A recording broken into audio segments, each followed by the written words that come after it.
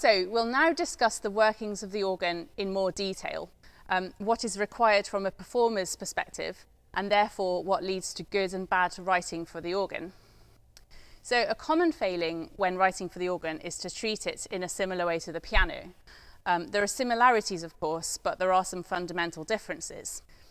So firstly, the range of the keyboards, which is much shorter on the organ than it is on the piano. It generally extends down to C at the bottom of the bass clef, and most commonly up to A, an octave above the treble stave. So if you want to guarantee your piece will be playable on all organs, aim for the top range to be A, or you'll need to write an ossia. Pedals.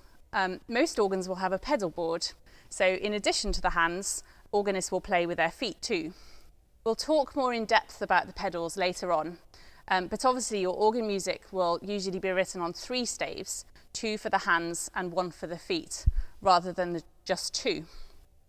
That is unless you're writing in a chordal, hymn-like style, where sometimes the pedals may share the bottom stave with the left hand.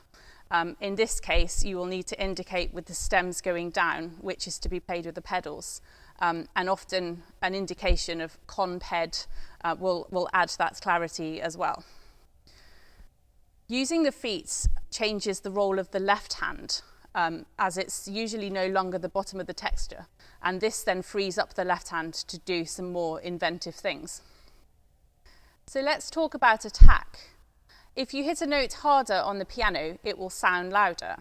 But doing so on the organ doesn't have any noticeable difference, like so.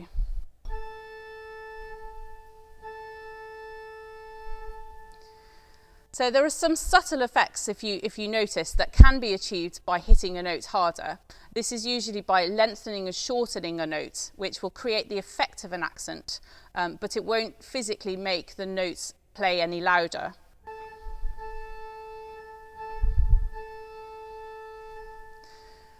So therefore, articulation is still a hugely important feature of organ writing.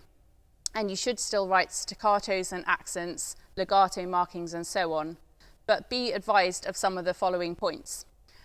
So some of the bigger, lower pitched pipes will need quite a bit of time to speak. That is to say, so when a note is depressed, the corresponding pipe needs to fill with air.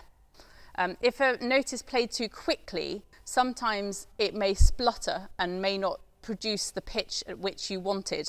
So really short staccatos are not always advisable.